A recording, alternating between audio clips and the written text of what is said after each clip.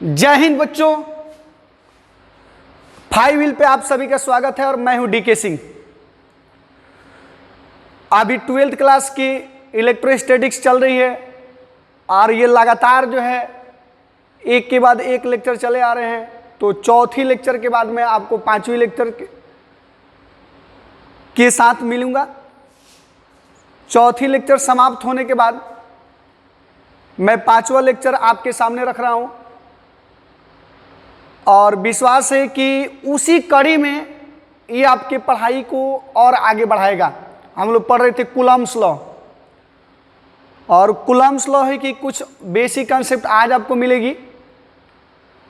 यदि ये बात आपको टफ लगती है तो मैं फिर से आपको इंडिकेट करूंगा कि आप इसके पहले के लेक्चर से जुड़े, उसको देखें एक बार। जो भी उसमें बेसिक कंसेप्ट मिलेगी यहाँ तक आपकी पढ़ाई को जो जोड़ देगी और फिर आप आगे बढ़ जाएंगे मेरे साथ। तो आप लेक्चर 1, 2, 3 और 4 को देखें और फिर 5 को जो है उसी के क्रम में देख लें। तत्काल इसको तो आप लाइव देखें और जैसे ही दिक्कत होती है तो फिर जैसे लाइव ख़त्म होती है आप पीछे की भी जो है लिंक दी हुई है इस वीडियो के साथ, आप उसको जो है देखें और फिर जो है आपकी पढ़ाई बहुत कंटिन्यूअस हो जाएगी। तो मैं इस लेक्चर को शुरू करने से पहले एक बात बोलूंगा कि जुआ जन के दम पे जग में आजादी पलती है। जुआ जन के दम पे जग में आजादी पलती है।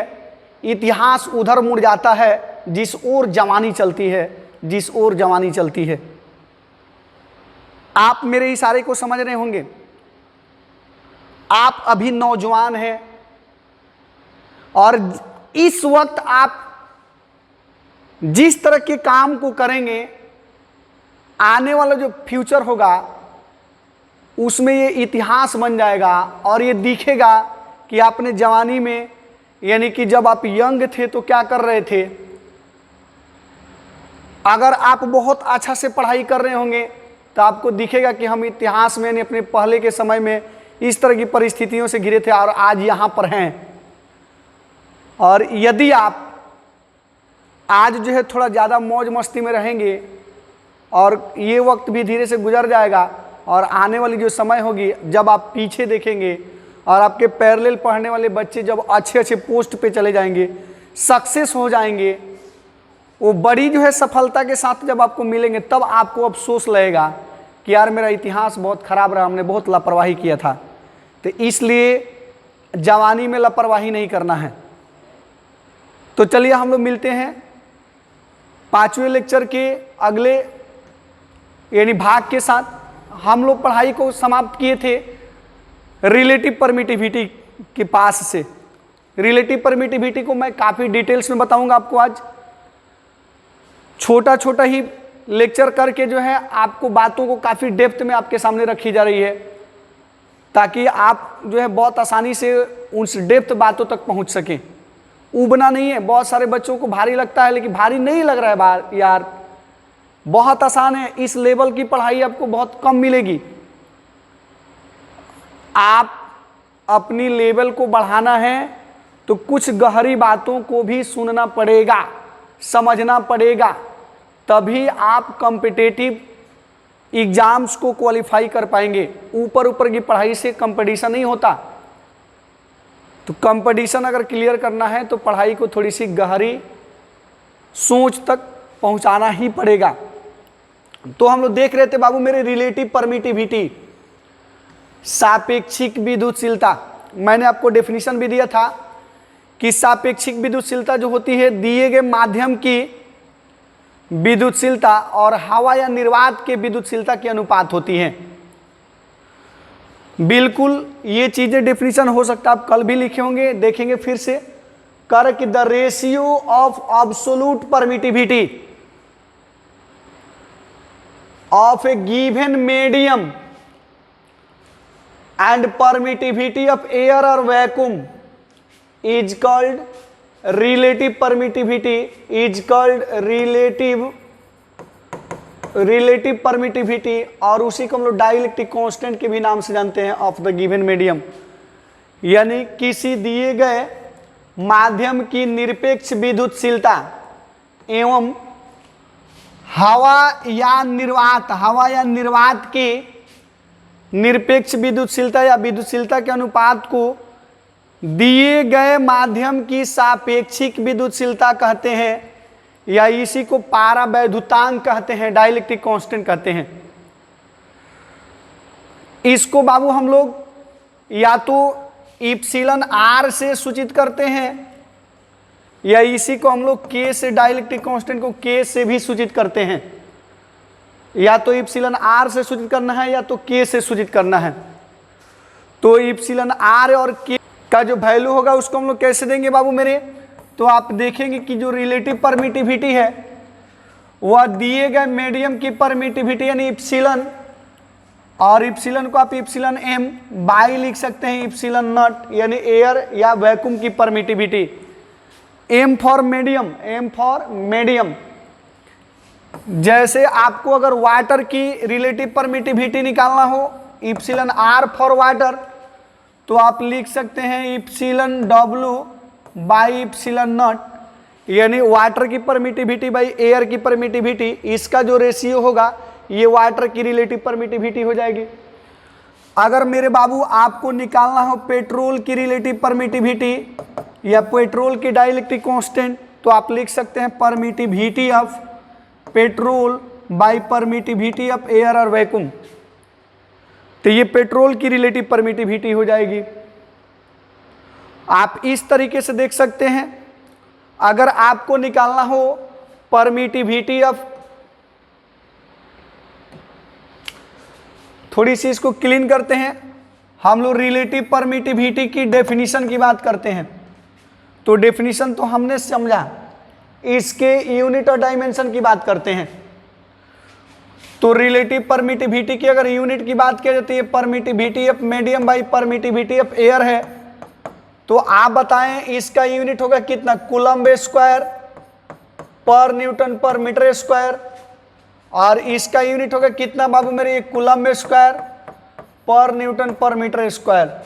तो ये पूरी की पूरी जो है एक दूसरे से कैंसिल हो जाएगी, और इस इप्सिलन आर का बोले तो कुछ भी यूनिट नहीं बचेगा, कोई यूनिट नहीं बचेगा। मीन्स यह जो होगी यूनिटलेस होगी। तो आप लिख सकते हैं it is unitless and dimensionless quantity. Unitless and dimensionless quantity, यह मात्रकहीन और बीमाहीन भौतिक राशि है। मात्रकहीन एवं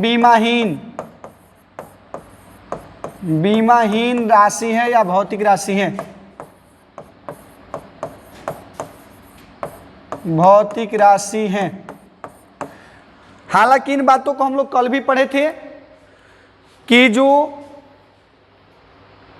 रिलेटिव परमिटिविटी है वो यूनिटलेस और डायमेंशनलेस होती है, इसका कुछ भी यूनिट नहीं होता है। इस पर आप क्वेश्चन भी बनाए थे या बनाएंगे भी।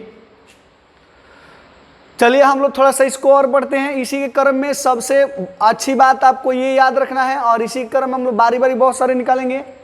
आप देखेंगे, याद रखेंगे, परमिटिविटी ऑफ एयर और वैक्यूम, हवा या निर्वात की विद्युतशीलता। तो अगर बाबू मेरे एयर की परमिटिविटी निकालना हो, तो जो भी माध्यम की हम लोग बात कर रहे थे, तो permittivity of medium by permittivity of air होता था। मीडियम के जगह पर ही आप एयर और वैक्यूम का रख दें, यानी इप्सिलन नॉट रख दें, और फिर डिवाइड तो इप्सिलन नॉट से ही करना है। तो जाहिर सी बात ये कट के 1 हो जाएगा, यानी रिलेटिव परमिटिविटी ऑफ एयर और वैक्यूम कितना हो जाएगा? 1 हो जाएगा।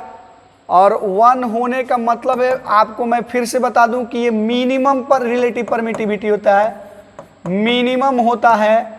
मिनिमम बोले तो सबसे छोटा यानी न्यूनतम होता है। कोई ऐसी माध्यम नहीं है जिसकी परमिटिविटी एयर या वैक्यूम के परमिटिविटी से छोटी होती है, यानी 1 से कम किसी का नहीं होता है। 1 से ज़्यादा हो सकता है, लेकिन 1 से कम किसी की भी परमिटिविटी नहीं होती है, आप याद रखेंगे। तो हम लोग अब इसमें इसी के क्रम में थोड़ा सा जो है और आगे बढ़ते हुए देखेंगे कि केवल एयर के या वैक्यूम के परमिटिविटी से क्या काम चलेगा आपका? नहीं, थोड़ी सी और आप वाटर की भी रिलेटिव परमिटिविटी देखेंगे। वाटर यानी लिख सकते हैं कि फॉर वाटर यानी जल के लिए यानी वाटर के लिए अगर परमिटिविटी की बात किया जाए तो कितना होगा मेरे बाबू? अगर वाटर की परमिटिविटी की बात किया जाए तो कितना होगा? तो वाटर की रिलेटिव परमिटिविटी की अगर बात किया जाए तो ये हो जाएगा परमिटिविटी ऑफ वाटर यानी absolute permittivity of water by permittivity of air और वैक्यूम। आपने कल तो सीखा था इसका वैल्यू कि इसको हम लोग लिखते हैं 81 इंटू इप्सिलॉन नॉट। अब बाई इसका कितना बाबू मेरे यानी इप्सिलॉन नॉट, तो ये कुल मिला के 81 रहेगा। तो वाटर की रिलेटिव परमिटिविटी आप याद रखेंगे, आपसे क्वेश्चन भी पूछे जा सकते हैं। वाटर की रिलेटिव परमिटिविटी कितनी होगी बाबू मेरे? वाटर की रिलेटिव परमिटिविटी कितनी होगी? 81 होगी, 81। हालांकि बहुत सारे किताबों में 80 लिखता है, आप 81 जो है ये एक्चुअल वैल्यू है, आप इसको याद रखेंगे। मैंने आपको कंडक्टर की परमिटिविटी भी सिखाई थी। फॉर कंडक्टर यानी कंडक्टर की रिलेटिव परमिटिविटी कितनी होगी आप बताएं, कमेंट करके बताएं। रिलेटिव परमिटिविटी ऑफ कंडक्टर कितनी होगी? रिलेटिव परमिटिविटी ऑफ कंडक्टर कितनी होगी आप कमेंट करके बताएं। आपको परमिटिविटी ऑफ कंडक्टर बताया गया है। तो किसी भी कंडक्टर मटेरियल के लिए, चालक वस्तु के लिए अगर बात चालक किया जाए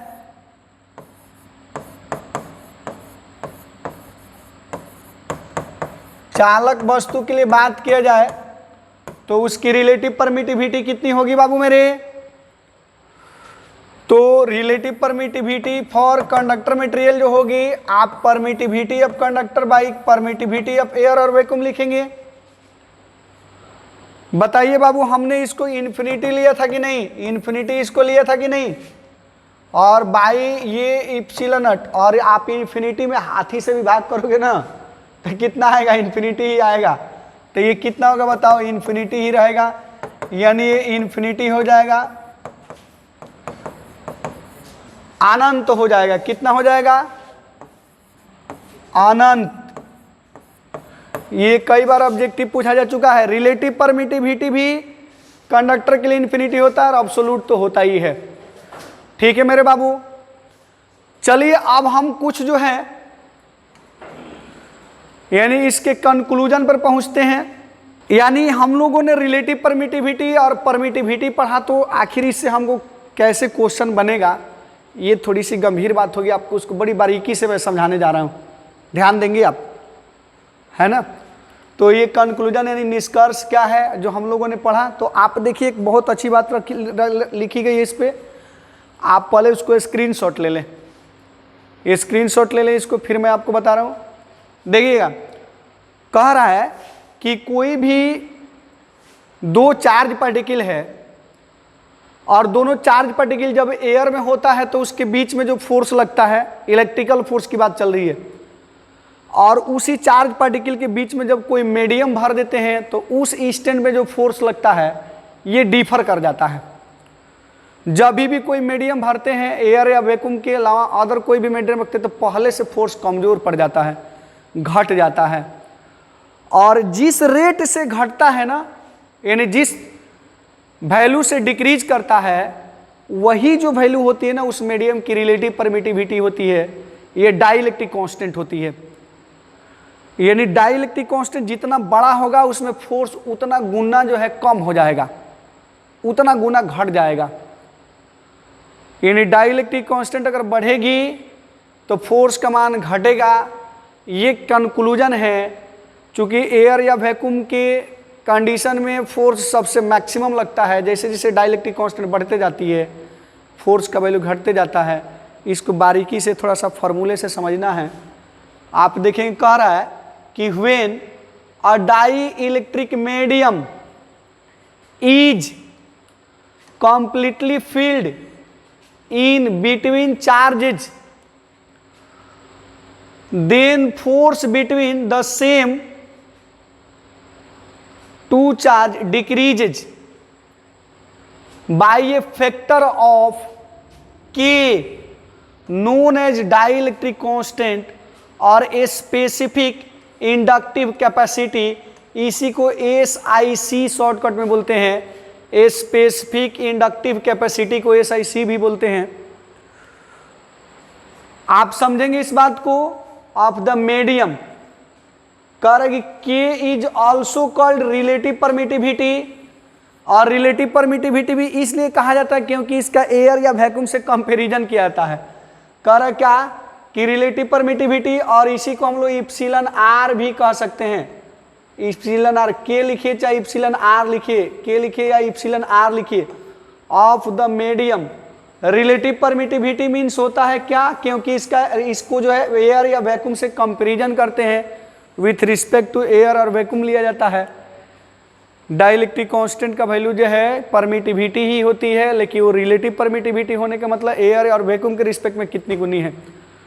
ये आप इस बात को समझेंगे कि दो चार्ज के बीच में जो फोर्स लगता है, जब उन दोनों चार्जों के बीच में हम लोग कोई डाइलेक्ट्रिक मीडियम भर देते हैं तो उनके बीच जो फोर्स होता है वो डिक्रीज कर जाता है, और जिस फैक्टर से माने जिस अमाउंट से घटता है उस अमाउंट को हम लोग के से इंडिकेट करते हैं, और उसी के को डाइलेक्ट्रिक कांस्टेंट कहते हैं या इप्सिलन आर कहते हैं। उसी को रिलेटिव परमिटिविटी भी कहा जाता है, और रिलेटिव मीन्स होता है क्योंकि इसकी कंपैरिजन जो है एयर या वैक्यूम के परमिटिविटी से की जाती है, इसीलिए इसको रिलेटिव परमिटिविटी कहते हैं। तो आप देखिए कि जितना गुना से फोर्स घट जाता है किसी मीडियम को फुल्ली भरने से, उसी को डाइलेक्ट्रिक कांस्टेंट कहते हैं, वही रिलेटिव परमिटिविटी होती है। कर जब किसी पारा वैद्युत माध्यम को दो आवेशों के बीच में पूर्ण रूप से भर दिया जाता है तो उनके बीच लगने वाला बल जो है के गुना से घट जाता है। जितना टाइम से घट जाता है उसी के को मतलब जो है के गुना से घट जाता है। इसी के को दिए गए माध्यम का पारावैद्युतांक कहते हैं, यानी कि इसी के को, यहाँ के को लिख देंगे, इसी के को दिए गए माध्यम का पारावैद्युतांक कहते हैं। डेफिनेशन पे बहुत ज़्यादा दिमाग नहीं लगाना है, आप इसको एक दो बार पढ़ेंगे, मैं आपको सिखा देता हूँ। बहुत ढंग से सीखते हैं इसको, बहुत आराम से आप सीखेंगे, देखते रहिए। यानी उसको सापेक्षी पारावैद्युतता भी कहा जाता है, यानी रिलेटिव परमिटिविटी भी कहा जाता है। अब इस बात को हम लोग समझते हैं। जैसे समझिए कि ये दो चार्ज पार्टिकल है, ये दो चार्ज पार्टिकल है बाबू मेरे, ये है Q1 और ये है Q2, और हो सकता है कि इनके बीच की दूरी जो है उसका मैग्नीट्यूड R हो, और जब इन दोनों के बीच में हवा भरी हुई है, इन दोनों के बीच में एयर है या खाली जगह है, तो जो भी फोर्स लगता है उसको आप F मान लीजिए। डेट मीन्स F1 का वैल्यू आप F मान लीजिए।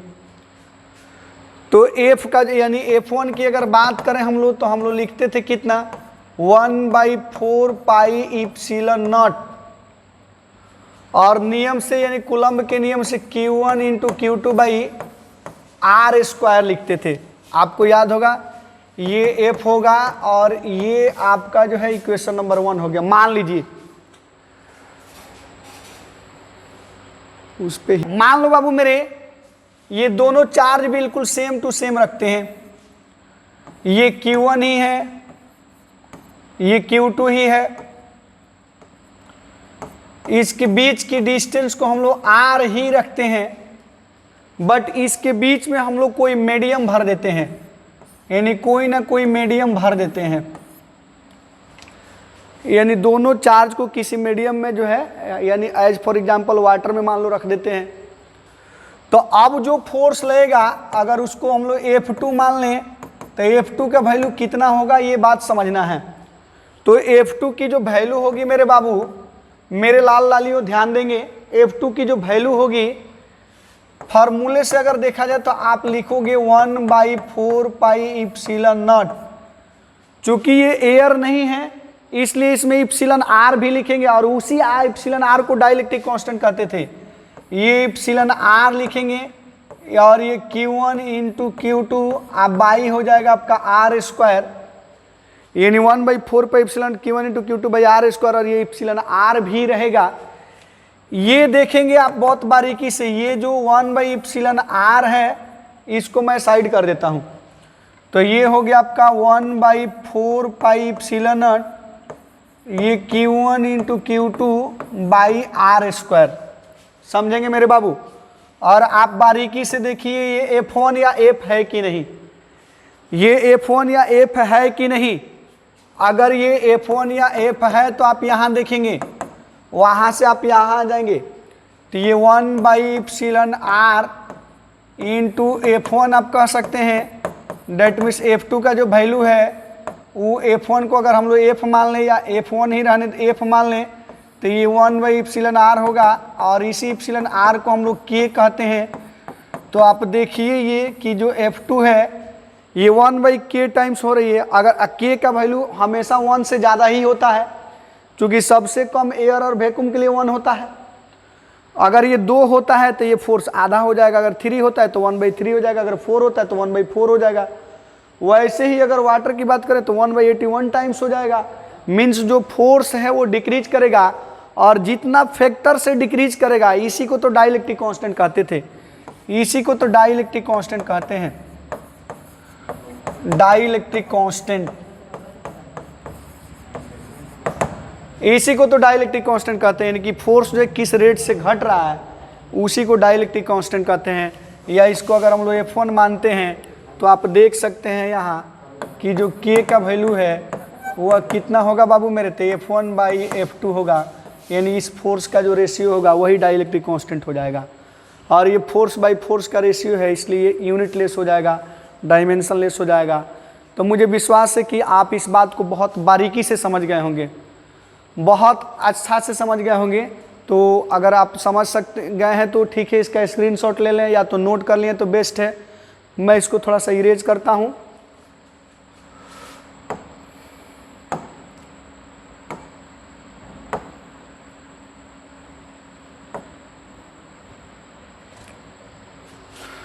देखिए ये कंक्लूजन में ही हम लोग समझते हैं, थोड़ी सी और है। कह रहा कि if the medium between two charges then the force will be decreases by a factor K, but if we want to be the same then must have to reduce separation between both charges. कर कि if a medium between two charges changes then the force will be decreases। कह रहा कि जब दो चार्जों के बीच में हम लोग कोई मीडियम भर देते हैं तो उस कंडीशन में जो उनके बीच में फोर्स होता है वो डिक्रीज कर जाता है, घट जाता है।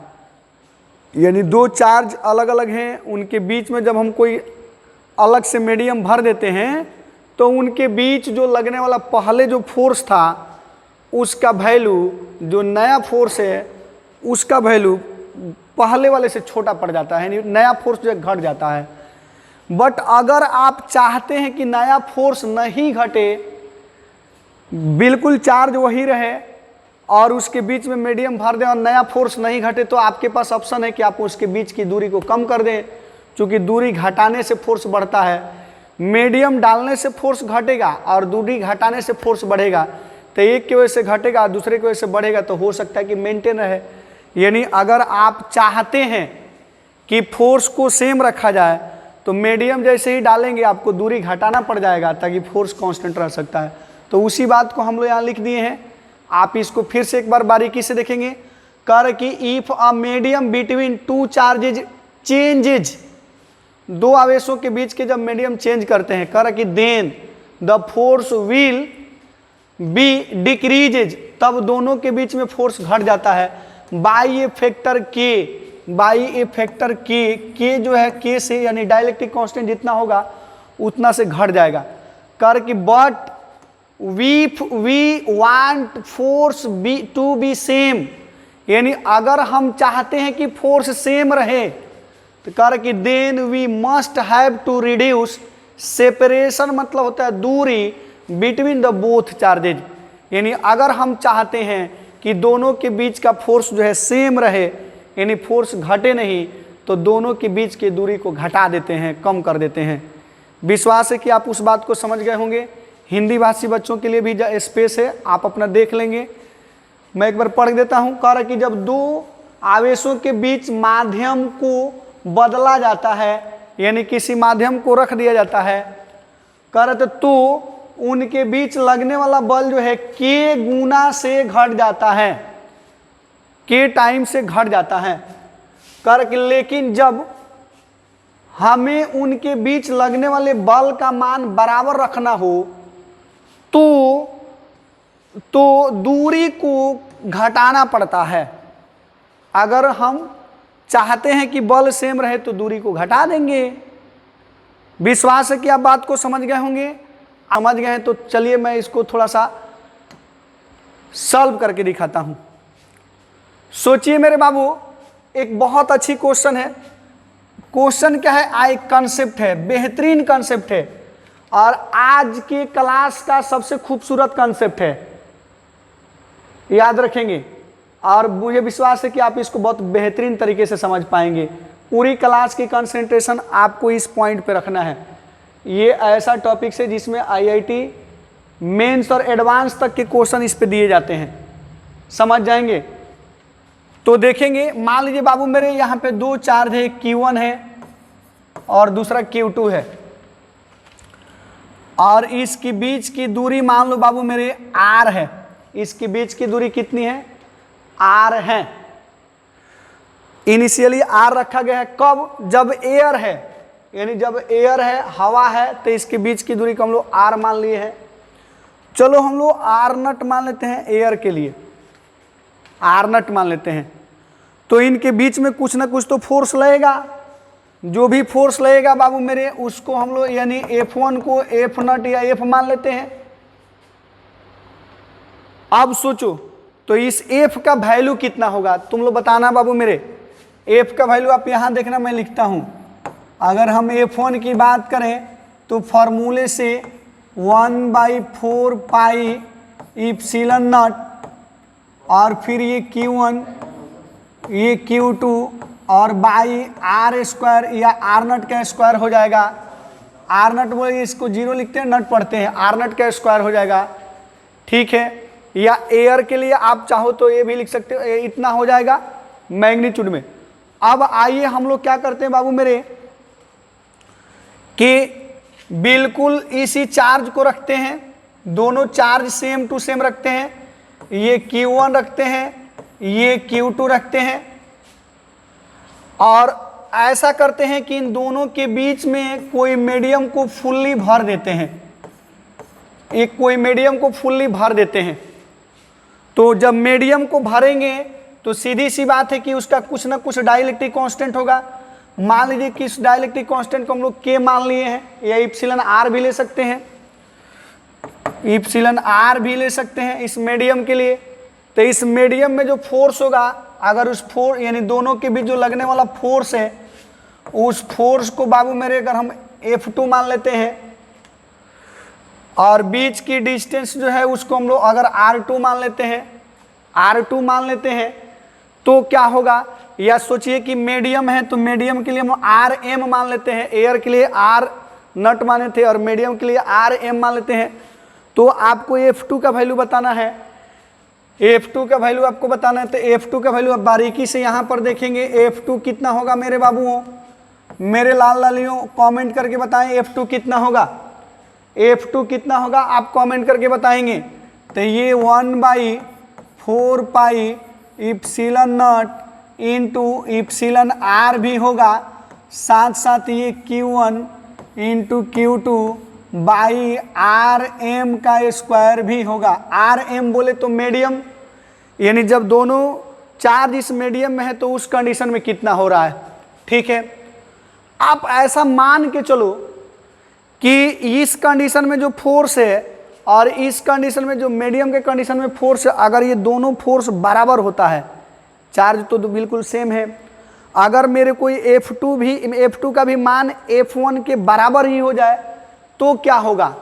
इसको हम लोग एक इक्वेशन मान लेते हैं, इक्वेशन नंबर 1, और इसको एक इक्वेशन मान लेते हैं, इक्वेशन नंबर 2। सोचो मेरे बाबू, ध्यान देना, अगर F1 और F2 को हम लोग बराबर मान लेते हैं, ऐसा सोच लो, अगर ऐसा होता तो क्या होता। कह रहा है कि इफ बोले तो यदि, इफ बोले तो यदि मान लो मेरे बाबू कि जो एयर में फोर्स है उसका मैग्नीट्यूड और जो मीडियम में फोर्स है उसका मैग्नीट्यूड अगर हम बराबर रखते हैं तो फिर इस R और इस R में कुछ तो रिलेशन होगा, बोलो। तो ध्यान देना, थोड़ी सी यहाँ बारीकी से देना, चूंकि यहाँ पे पहले से लिखा हुआ है, बच्चे कंसंट्रेशन नहीं बनाते हैं, कहते हैं दिखता ही नहीं है। भाई तो क्यों दिखेगा बताओ तुमको देखने के लिए कंसंट्रेशन चाहिए कि नहीं। पढ़ाई न है, और पढ़ाई जो होती है वो कंसंट्रेशन से आती है, और मैं जान से रफ एरिया में लिखता हूं ताकि इस बात का पता चल सके कि आप कितनी कंसंट्रेशन के साथ मेरे साथ जुड़े हुए हैं। नहीं तो मैं चाहता तो एक सादा पेज रख देता, आराम से उसी पे लिखता, आप स्क्रीनशॉट ले लेते, हो जाता। बट क्यों, आपका भी तो कुछ कर्तव्य है। आपका कर्तव्य है कि टीचर के साथ फ्रीक्वेंसी मैच करके जो है टू दी पॉइंट देखते रहें कि कब कहाँ कौन सी बातें लिखी जा रही हैं, समझे। तो आइए, अगर आप बताइए कि अगर इस मीडियम में रखने के बाद भी मेरे को अगर दोनों फोर्स बराबर लेना हो तो उस कंडीशन में क्या डिस्टेंस बढ़ेगा घटेगा, कुछ तो होगा, यानी इन दोनों डिस्टेंस में रिलेशन क्या होगा। तो आइए F1 के वैल्यू हम लोग भरते हैं, देखेंगे बाबू मेरे लाल लालियों ध्यान दे, बिल्कुल भटकना नहीं है। 1/4 पाई इप्सिलन नट, और ये Q1 ये Q2 बाई R नट का स्क्वायर इक्वल टू हम लोग भर सकते हैं कितना मेरे बाबू। F2 आप देखो यहाँ पे, F2 आप देखो यहाँ पे कितना है, तो ये है F2 का value 1/4 pi epsilon naught into epsilon R, ये Q1 इंटू Q2 बाई कितना बाबू मेरे, तो RM का स्क्वायर, यानी कि डिस्टेंस बिटवीन मीडियम, यानी वो जो medium distance between both charge in the given medium. तो इस कंडीशन में क्या होगा, आप देखोगे ये Q1 Q2 से Q1 Q2 कैंसिल हो जाएगा, 1/4 पाई इप्सिलन नट से 1/4 पाई इप्सिलन नट कैंसिल हो जाएगा। आप ध्यान से देखना, यहाँ पर बचा है 1/R नट का स्क्वायर, यहाँ पर बचा है 1/इप्सिलन R इंटू RM का स्क्वायर। आप इसको अगर स्क्रीनशॉट लेना है तो ले लो, मैं थोड़ा सा इसको इरेज करूंगा, फिर से लिखूंगा।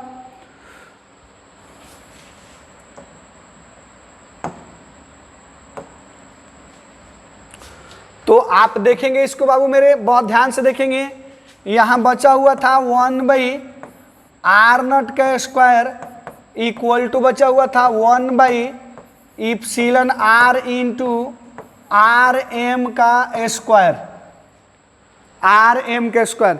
आपने इस RM को इधर ला दो और इस R नट को इधर भेज दो।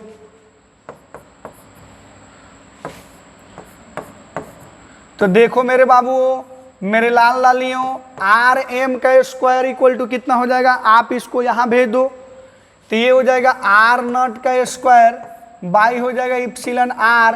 तो फिर हम लोग देखेंगे क्या मेरे बाबू, यानी RM का अगर वैल्यू लेना हो तो आप इधर से स्क्वायर हटाओगे, उधर रूट जाएगा, तो R नट के स्क्वायर का रूट करोगे तो R नट हो जाएगा, अब बाई रूट अंडर कितना हो जाएगा, तो इप्सिलन R हो जाएगा, बाई रूट अंडर कितना हो जाएगा, इप्सिलन R हो जाएगा। बहुत ही खूबसूरत फार्मूला है ये, बहुत कम किताबों में मिलेगा आपको ये। मुझे विश्वास है कि आप इसको याद रखेंगे कि अगर दो चार्ज पार्टिकल को हवा में रखते हैं, उन्हीं दो चार्ज पार्टिकल के बीच में हम लोग कोई मीडियम भर देते हैं, कंप्लीटली भर देते हैं, तो मीडियम भरेंगे तो डाइलेक्ट्रिक कांस्टेंट बढ़ने की वजह से फोर्स घटेगा, तो फोर्स को मेंटेन रखने के लिए हम दूरी घटाएंगे, तो जो उस मीडियम में दोनों चार्ज के बीच की दूरी होगी जो बिल्कुल उतनी ही फोर्स अप्लाई करती हो जितनी कि एयर में, तो उस दूरी का वैल्यू जो होगा R naught by root under dielectric constant, that means epsilon R होगा।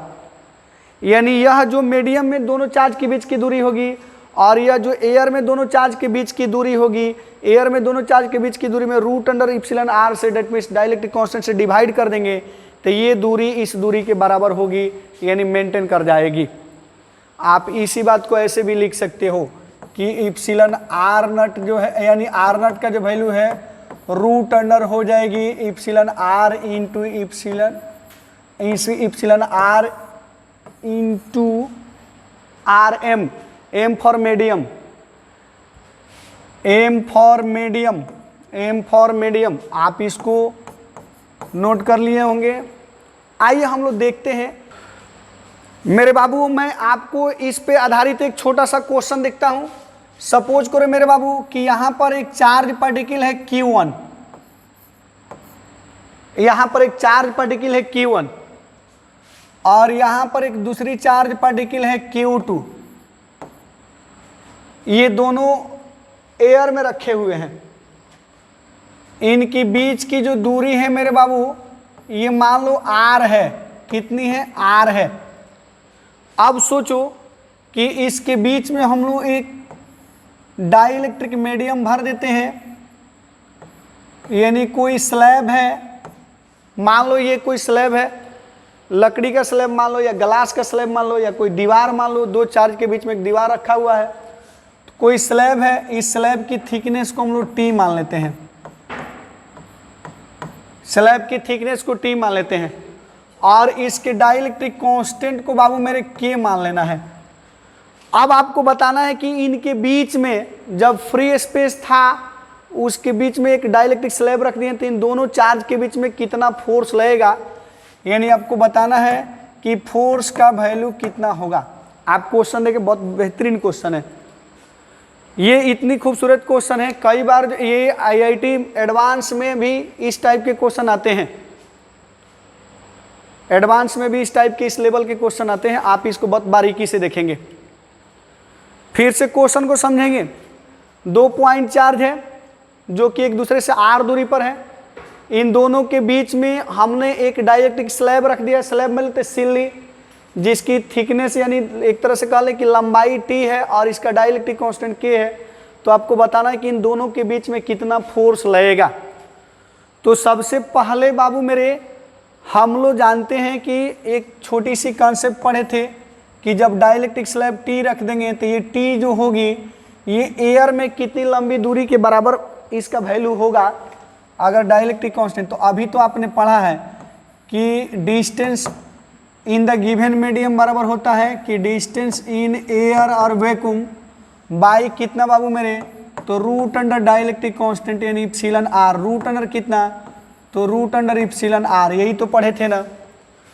तो ये जो T है ये एयर में कितनी बड़ी डिस्टेंस के बराबर हो सकती है, यानी एयर में जो डिस्टेंस है, एयर में जो डिस्टेंस है ये RM की जो वैल्यू यहाँ पे T दी हुई है और इप्सिलॉन R की जो वैल्यू है वो K दी हुई है। आप क्रॉस मल्टीप्लाई कर लेंगे तो ये अगर T और K मालूम है तो T into root under K जो होगा ये एयर में डिस्टेंस के बराबर हो जाएगा। ये आपका कॉन्सेप्ट है, ये कॉन्सेप्ट है। इस कॉन्सेप्ट पर जो है आप क्वेश्चन को जो है सॉल्व कर सकते हैं। देखेंगे बाबू मेरे, अब बताइए आप इसके बीच में लगने वाले फोर्स कितना होगा। तो हमने तो कूलम्ब्स लॉ यही पढ़ा है, F इक्वल टू कितना बाबू मेरे, F इक्वल टू कितना। तो सोचो कि अगर ये पूरा एयर होता तो 1/4 पाई इप्सिलॉन नॉट, चार्ज कितना Q1 इंटू Q2, डिस्टेंस कितना बाबू मेरे R, डिस्टेंस R का स्क्वायर लिखते, बट ये पूरी तरह से फ्री स्पेस है नहीं, बीच में तो ये स्लैब भरा हुआ है। तो फ्री स्पेस कितना है आप यहाँ देखेंगे, फ्री स्पेस कितना है तो यहाँ पर देखेंगे ये जो है इतना फ्री स्पेस है, ये इतना फ्री स्पेस है इधर, यानी ये एयर भरा हुआ है। फिर ये इधर इतना फ्री स्पेस है, ये इधर इतना फ्री स्पेस है। आप इधर देख सकते हैं कि ये फ्री स्पेस यानी यहाँ पर एयर भरा हुआ है। तो फ्री स्पेस की वैल्यू कितनी होगी बाबू मेरे, तो ये R माइनस टी होगी, R माइनस टी हो जाएगी। और जो मीडियम भरा हुआ है इसको अगर फ्री स्पेस के कंपेयर किया जाए यानी एयर के कंपेयर किया तो इसका तो वैल्यू दूरी के फॉर्मेट में इतना होगा, यानी ये हो जाएगा आपका रूट अंडर कितना, ये हो गया फ्री स्पेस इतना r माइनस टी, यानी टोटल r में से t माइनस कर लेंगे तो खाली जगह हो गया, और बाकी ये जो मीडियम है ये इतना बड़ा फ्री स्पेस के जैसा बिहेव कर रहा है, यानी कि r एयर कह सकते हो, r एयर कह सकते हो, और नियम से तो होल स्क्वायर ही होता है, नियम से तो होल स्क्वायर ही होता है।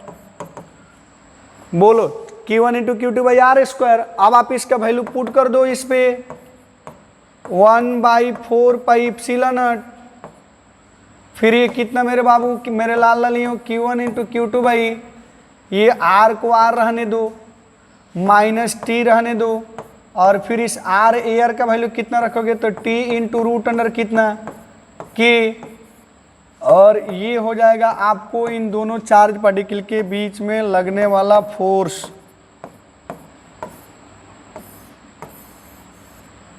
बहुत बेहतरीन क्वेश्चन है, बहुत बेहतरीन क्वेश्चन है, आप इसको ट्राई करेंगे, इसको नोट कर लेंगे।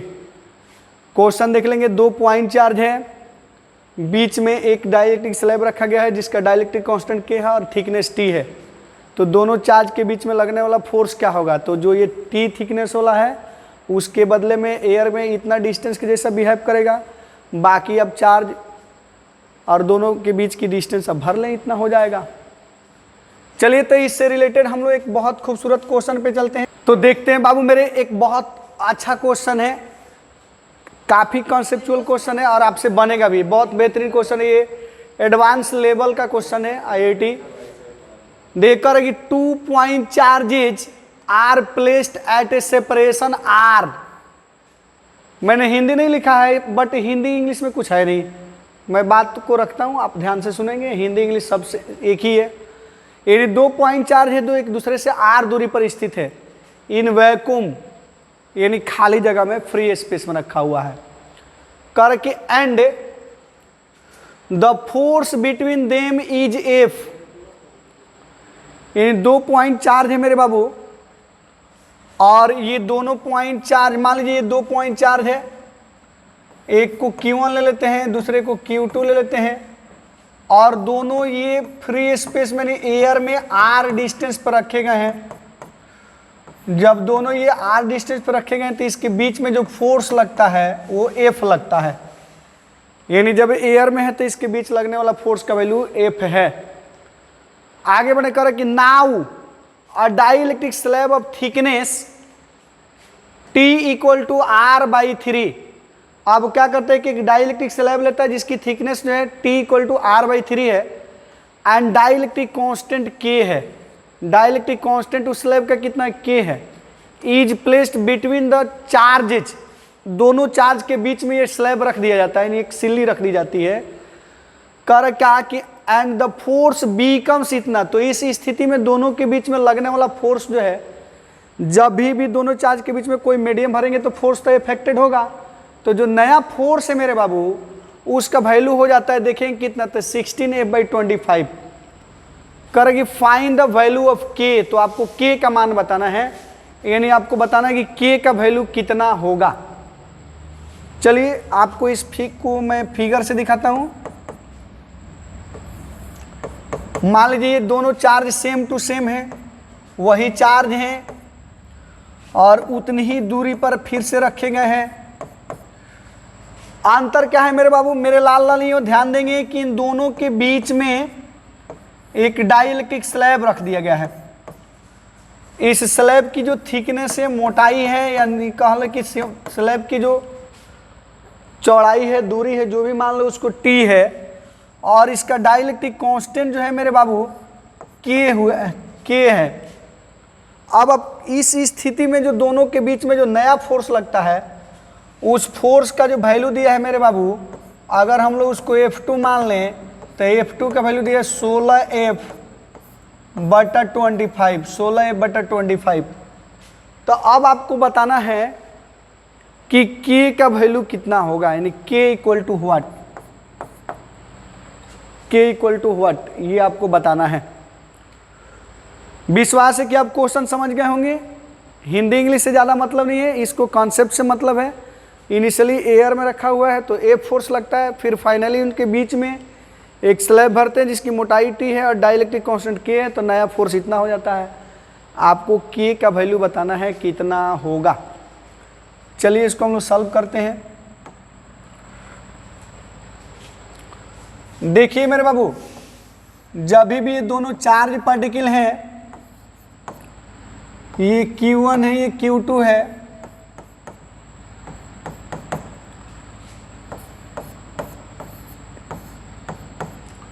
ये R डिस्टेंस पे, तो इनके बीच में फोर्स जो F1 है उसका वैल्यू F लग रहा है। तो F1 का वैल्यू एयर की कंडीशन में कितना होता है आप फार्मूला बताएंगे, कमेंट करके फार्मूला बताएं। 1/4 पाई एप्सिलॉन नॉट, ये Q1 into Q2 by R square, इसका वैल्यू F दिया हुआ है। हम लोग इसको इक्वेशन 1 मान लेते हैं। फिर लिखते हैं अगेन, यानी पुनः, जब दोनों चार्ज पार्टिकल के बीच में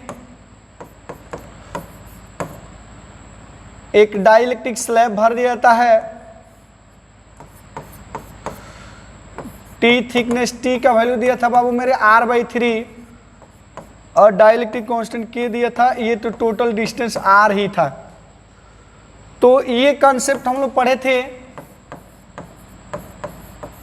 ये कॉन्सेप्ट हम लोग पढ़े थे कि इसके बीच की टोटल अगर डिस्टेंस माना जाए इन एयर, तो सबसे पहले ये टोटल R है, यानी R जो है अगर एयर में टोटल डिस्टेंस माना जाए इसका वैल्यू एज ए एयर का इक्विवेलेंट, तो ये टोटल कितना होगा, ये R minus T plus T में उसके डाइलेक्ट्रिक कांस्टेंट रखेंगे और उसका रूट रखेंगे, ऐसे लेते थे। आप इसको थोड़ा सॉल्व करने की कोशिश करेंगे, यही सॉल्व कर लेते इजी हो जाएगा। ये R, फिर इस t का वैल्यू भी हम लोग रखेंगे R/3 और इस t का भी वैल्यू R/3 और ये रूट अंडर के रहने दीजिए। आप इसको सॉल्व करेंगे तो होगा मेरे बाबू, इसका एलसीएम 3 होगा, तो ये 3R माइनस R बोलो तो ये 2R/3 प्लस ये R रूट अंडर के/3। हम लोग इसमें से चाहें तो R/3 कॉमन ले सकते हैं, तो ये बचेगा 2 प्लस रूट अंडर के बचेगा। तो R इन एयर का वैल्यू हो जाएगा बाबू मेरे इतना। थोड़ा सा आप इसको नोट कर लेंगे, यानी इन दोनों को स्लैब रख देंगे तो इसके बीच में total distance as a air कितना हो जाएगा, तो इतना हो जाएगा। अब बताएंगे आपकी इस कंडीशन में इसमें फोर्स कितना लगेगा। अगर उसको मैं F2 मानता हूं तो F2 का वैल्यू फार्मूले से कितना मेरे बाबू, मेरे लाल लाल ये बताओ तो 1/4 pi epsilon not, 1/4 pi epsilon not, 1/4 pi epsilon not. और फिर ये कितना बाबू मेरे, तो ये Q1, ये Q2 बाई डिस्टेंस का स्क्वायर, बाई डिस्टेंस का स्क्वायर। तो डिस्टेंस इन एयर कितना हो जाएगा, तो R इन एयर का स्क्वायर, R इन एयर का स्क्वायर हो जाएगा, R इन एयर का स्क्वायर। आप इसको थोड़ा सा स्क्रीनशॉट ले लेंगे, आप इसको स्क्रीनशॉट ले लेंगे।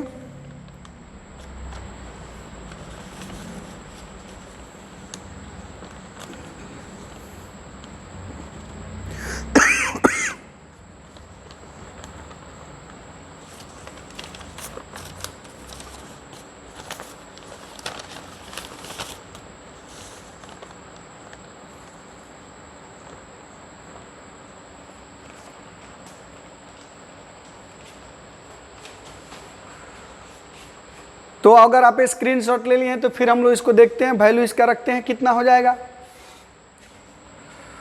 मैं इसको कोशिश करता हूँ थोड़ा सा इरेज कर दें।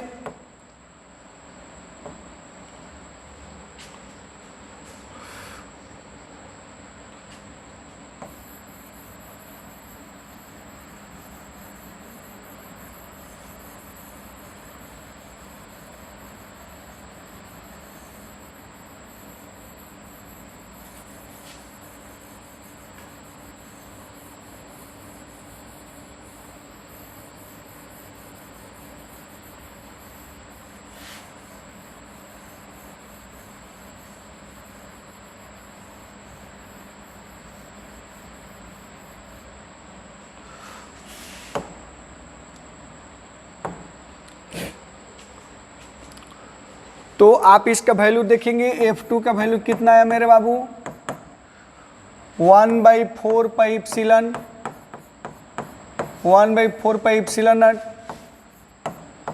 ये Q1 इंटू Q2 बाई, आप इसका वैल्यू यहाँ से भर दो कितना, R/3 into 2 plus root under के, और इस पूरे का होल स्क्वायर रखना है मेरे बाबू। और इसका वैल्यू आया था कितना मेरे बाबू, तो ये दिया था 16f/25।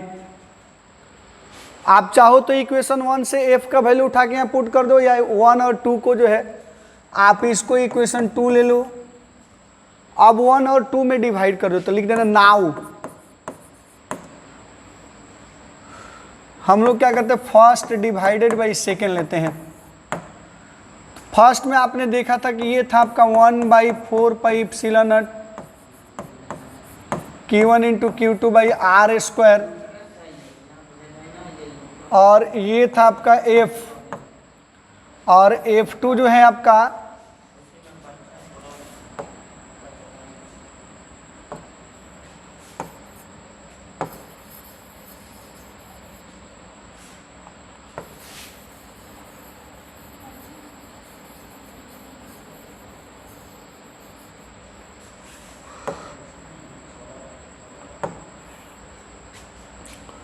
F2 का LHS देखेंगे 1/4 पाई एप्सिलॉन नॉट,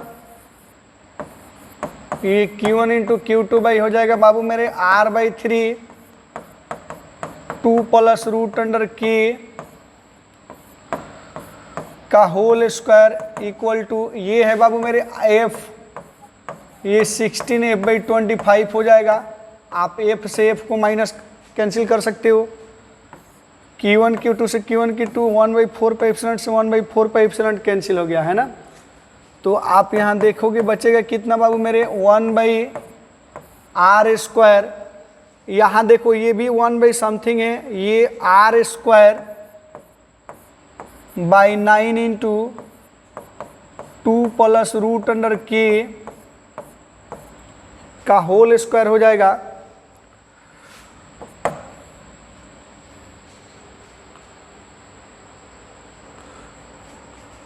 थोड़ी सी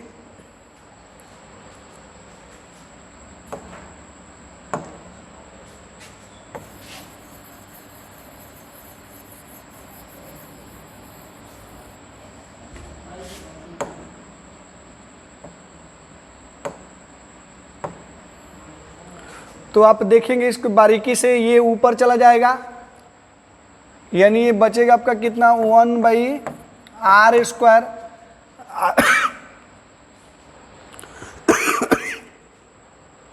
आप देखेंगे इसको बारीकी से, ये 1/r स्क्वायर नीचे आ जाएगा, इसको हम लोग पूरा उलट के लिख देते हैं, तो ये कितना हो जाएगा बाबू मेरे, ये ऊपर चला जाएगा, तो ये हो जाएगा R/3 into 2 plus root under K का होल स्क्वायर, और ये हो जाएगा आपका 25/16। मैं थोड़ा इसको भी इरेज कर देता हूं, देखेंगे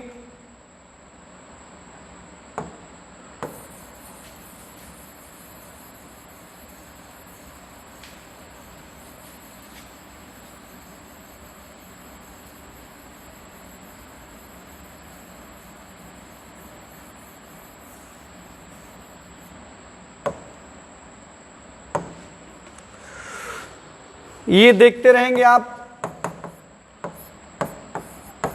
1/r स्क्वायर, ये r स्क्वायर बाई 9 इंटू ये 2 प्लस रूट के का होल स्क्वायर इक्वल टू हो जाएगा 25/16। r स्क्वायर से r स्क्वायर कैंसिल हो जाएगी। फिर आप देखेंगे यहाँ पे 9 जो है बाबू मेरे, यानी 2 प्लस रूट के का होल स्क्वायर इक्वल टू हो जाएगा, आप 9 को इधर भेज दें तो 25 इंटू 9/16, 25 इंटू 9/16 आप इधर से इसका रूट कर दें तो ये 2 प्लस रूट अंडर के, ये 5 इंटू 3/4 आप इसका रूट कर देंगे इधर से, तो ये कितना हो जाएगा मेरे बाबू। आप फिर से 2 को उधर ले जाएंगे तो ये रूट के इक्वल टू कितना मेरे बाबू, आप उधर ले जाएंगे तो ये हो जाएगा 15/4 माइनस 2, 15/4 माइनस 2 नोट कर लें। इसको सॉल्व करेंगे तो ये कितना हो जाएगा आपका, ये 7/4 हो जाएगा। और जब k निकालेंगे तो इधर से रूट हटाएंगे उधर स्क्वायर हो जाएगा तो 49/16 हो जाएगा। मैं यहाँ लिख देता हूँ, ध्यान देंगे। अगर k करेंगे तो इधर से रूट हटाएंगे तो उधर हो जाएगा कितना, 7 का स्क्वायर कितना बाबू मेरे 49, अब 4 का स्क्वायर कितना हो जाएगा, 4 का स्क्वायर कितना हो जाएगा 16, और ये अप्रोक्सीमेट हो जाएगा 3 पॉइंट जो है यानी समथिंग हो जाएगा। आप इसको इतना भी आंसर लिख सकते हैं, k का वैल्यू इतना हो जाएगा।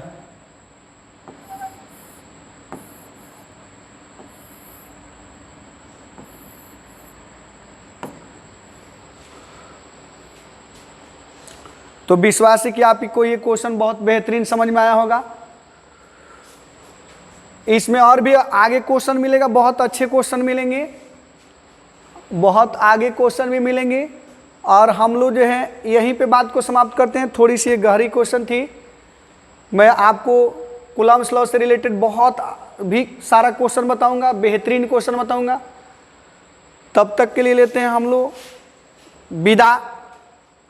जय हिंद।